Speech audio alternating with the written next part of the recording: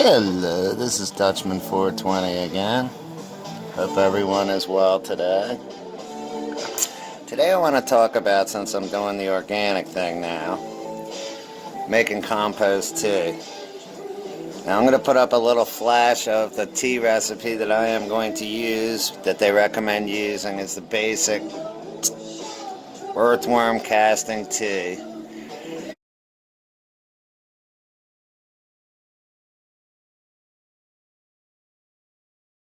That you use with the molasses.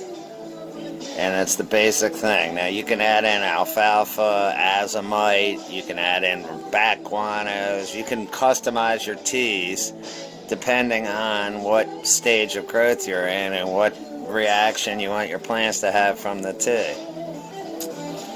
The reason I have this teaspoon here is because I was doing some feeding last night and I used some Olympus up. And I didn't use it all, and I don't want to put it back in the bottle, so I left it in the spoon, and check it out, it hardened up into limestone. So that just proves that you gotta mix this shit up. Check it out.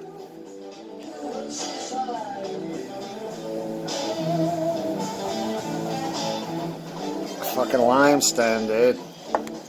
So they ain't kidding about this shit. This is the real deal with these newts, man. I mean, this isn't like some fucking chemical thing. They really grind down the limestone and pulverize it and liquefy it.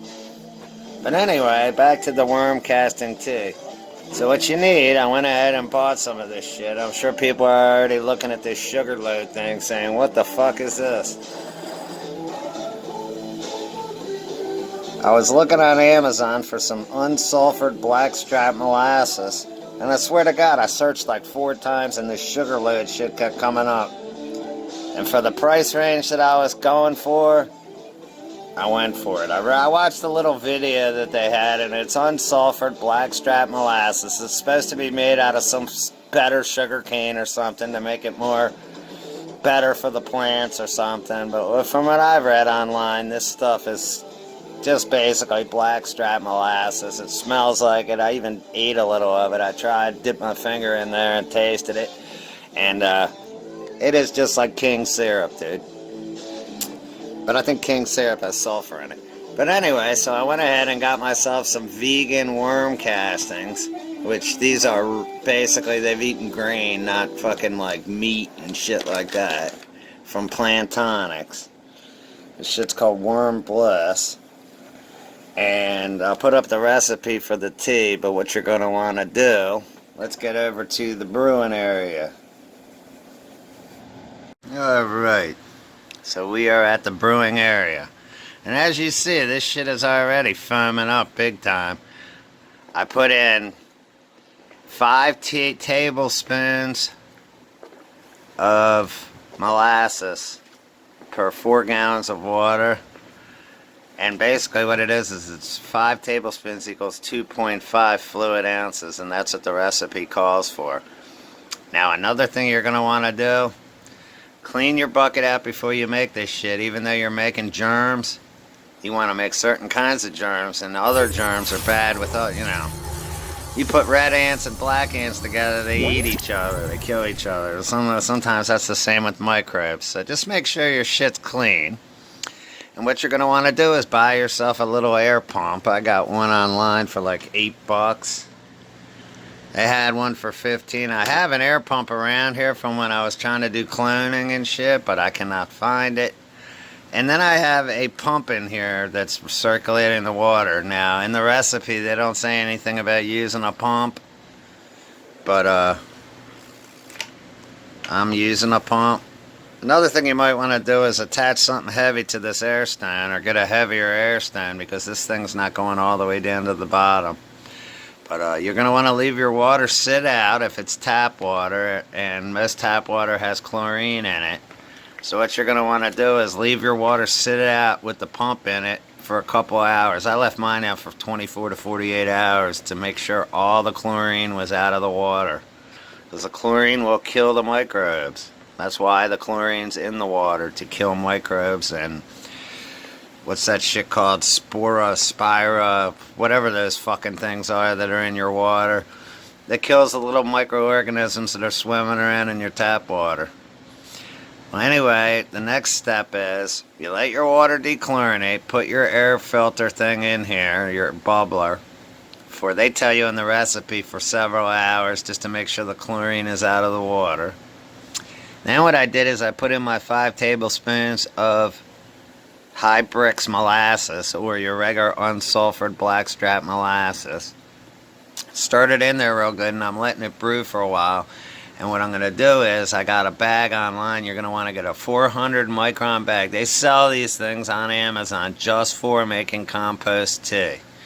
So what you're going to want to do is get that bag. I bought a pack of 5 of them for like $8 or something. Or you can buy one for $15 that you can reuse over and over again. Or you can make one out of cheesecloth. I've seen people doing that too.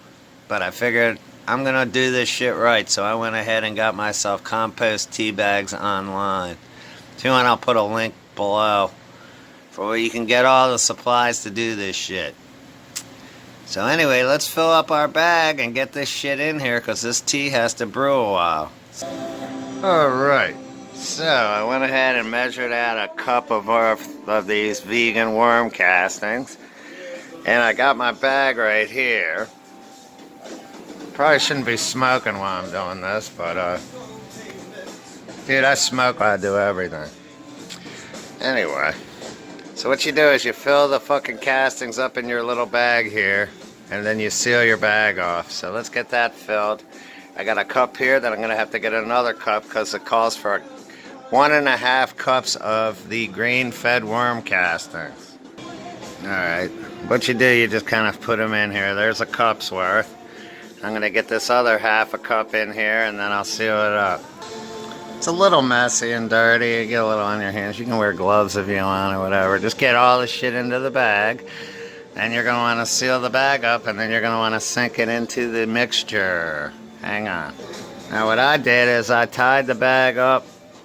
You pull on the string, then I tied that around itself so out of the top. Then what I'm going to do is I'm going to drop it into the solution. Bye. And then I'm going to hook it on here. Hang on. Alright, as you see, I got this bag tied on the side here. I took a little baggy tie and tied it on here. And then also what I'm doing is I tied something heavy on the end of this air stone, so it sinks down to the bottom, all the way to the bottom of the fucking container. Now, you can already see this shit foaming up. Basically, with the Nectar for the Gods line, the feeding regimen goes feed, feed, tea, feed, feed, flush. So basically, every time you water your plants, you are putting some type of nutrient in the water. So I have a feeling I'm going to be using a lot of these newts. I hope they're worth it. I'm so used to like putting a couple drops of fucking like grow big into a gallon of water and worrying to death it's going to burn the fuck out of my crop and everything else. With this shit, you really don't have to worry about it as much, because it is a lot more gentle on the plant. Now, I will put up the feeding schedule for the Nectar. I don't know if anyone else is using Nectar out there, but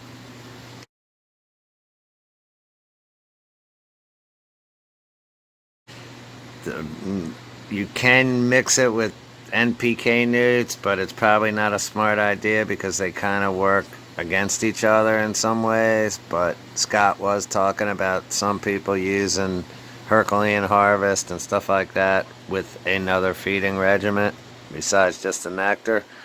But I am doing what they tell me to do.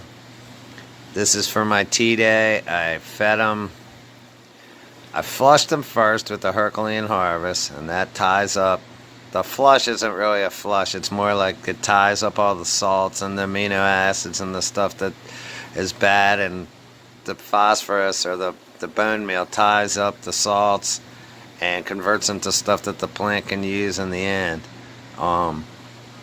So what you do is, if you are using NPK like Big Bloom and shit like that, you gotta flush first with the Herculean Harvest, and then you feed them. So you go flush, feed, feed, tea. So I fed them twice and I flushed them once. So tomorrow is a tea day. So now probably tomorrow, it was really supposed to be today, but since I fed them last night, the medium's soaking wet. Oops, I don't think it's soaking wet now, but by the time tonight comes, I don't want to soak them again. I want them to dry out a little bit. So I'm going to have to wait until Saturday. Today's Friday. I'm going to have to wait till Saturday to go ahead and do the tea. Which is perfect because today's Friday and it's in the evening. So this stuff's supposed to brew 24 hours. So probably tomorrow night around this time, I'm going to be giving them the tea. And they tell you, take a whiff of this stuff after it's been brewing for a while. It should smell earthy and nice. If it has a putrid smell to it, then you got to chuck it and throw it out and try again. It should have a nice earthy smell as the microbes start eating the molasses that you put in here. But if anyone else is growing with Nectar, put in the comments. Like I'll start making videos about the Nectar if you want, and like how to do it and how it's doing. I'll let everyone know how the crop's doing with the new newts. I swear they look greener already. I only fed them twice, but haven't even gotten into the foliar feeding or any of that kind of shit yet. But anyway, so this is the basic microbe tea, the basic compost tea that people use. All I am using in here are grain-fed earthworm castings and the molasses and unchlorinated water. An air pump that you can buy on Amazon. It comes with the air stone and tubing for like $8.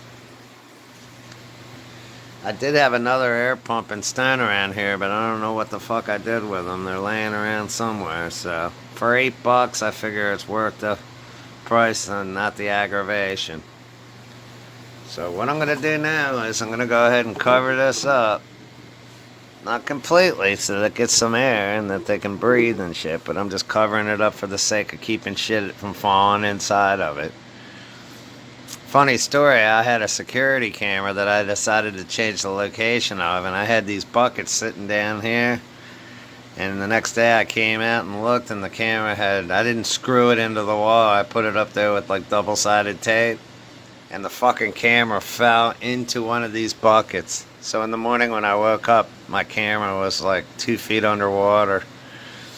I checked to see if it filmed when it fell in, to see if it filmed underwater, but it didn't. So, anyway, that's all I got right now on compost too. Anybody has any suggestions, comments, likes, complaints, whatever, put them below, man. I will respond. But here we go. Making microbes for my plants. Welcome to the organic world. Another reason, well, I'm thinking about it, that I switched to this Nectar is all the stuff is farmed responsibly. Like bat guano is fucking bad as shit for bats. It kills the bats. I pictured guys like going in caves and scooping the stuff out of the caves and leaving the bats right above their heads. But they don't do it like that. They crash into the fucking caves with these big front end loaders and scoop up all the shit, and the bats fucking die, and it's really bad for the environment. And I wondered way back when I was using guano, all of a sudden the prices of guano like tripled. And fucking it was hard to find and everything else. And it's part of one of the reasons I switched to the Fox Farm nudes. Because I was just having, basically what I was doing is I was using bat guano and just throwing it in the pot, in the bottom of the pot, and amending the soil. But I wasn't doing any pHing at all, so the bat guano is real acidic. So So I think what I did is I guanoed it up so much it locked my plants out, and then it didn't matter how much or what I fed them because they just starved to death right in front of me. And back then I didn't know shit, so I knew about pH and I knew about all that stuff, but I never applied any of it to my grow. So things have changed. Well, anyway, this is Dutchman420 saying, brew your microbes and keep on growing and smoking.